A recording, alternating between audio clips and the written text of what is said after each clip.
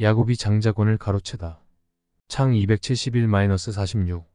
이삭의 나이가 137세쯤 되었을 때 사람을 알아보지 못할 정도로 시력이 나빠졌습니다.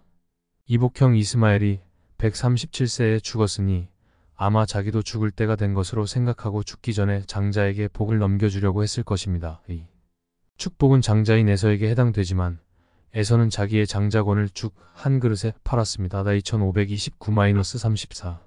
이삭이 에서에게 축복하려고 하다. 이삭은 하나님이 리브가에게 하신 말씀을 무시하고 2523. 에서가 장자의 명분을 팥죽 한 그릇에 판 것을 잊어버리고 2533. 에서가 이방 여인들을 아내로 맞은 것도 묵인한 채 2635 여전히 그를 장자로 여기고 축복하려고 합니다. 그래서 에서에게 사냥하여 별미를 만들어 오라고 합니다. 리브가가 속임수를 내고 야곱이 아버지를 속이다. 이삭이 축복에 대해 에서에게 한 말을 리브가가 들었고 리브가는 족장 이삭의 축복이 어떻게든 야곱에게 돌아가게 하려고 야곱에게 자기와 야곱이 이삭을 속이고 축복을 받기 위해 해야 할 계획을 말해 주었습니다. 6-10. 야곱은 처음에 어머니의 제안을 거부했습니다. 아버지의 눈이 안 보이기는 하지만 자신과 에서의 신체 차이 때문에 아버지를 속이지 못할 것이고 결국 들켜 축복이 아니라 저주를 받을 게 뻔했기 때문입니다. 11-12.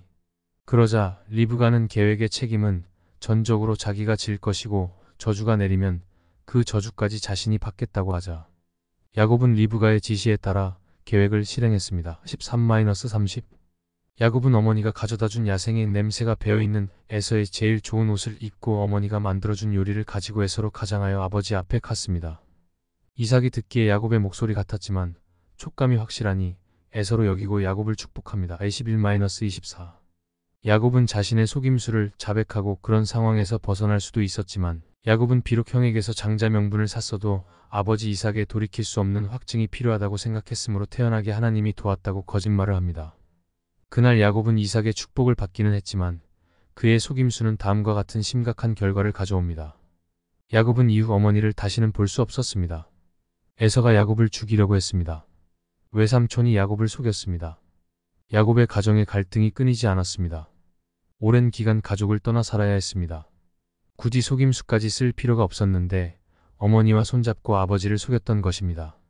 하나님이 약속하셨으니 하나님의 주권으로 하나님의 뜻 안에서 장자권을 받았을 것입니다. 2523. 이삭이 야곱의 축복을 유효로 인정하다. 에서가 사냥에서 돌아온 뒤 모든 사실이 드러나자 이삭은 엄청난 충격을 받았고 하나님이 리브가에게 하신 말씀이 생각나 2523. 이미 야곱에게 한 축복을 철회할 수도 없고 유효하다고 에서에게 말했습니다. 30-40. 그리고 에서는 야곱의 그것에 비해 보잘것없긴 해도 저주가 아닌 축복을 받았습니다.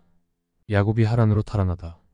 야곱과 리브가는 이삭을 속여 얻은 장자의 축복 때문에 비싼 대가를 치릅니다.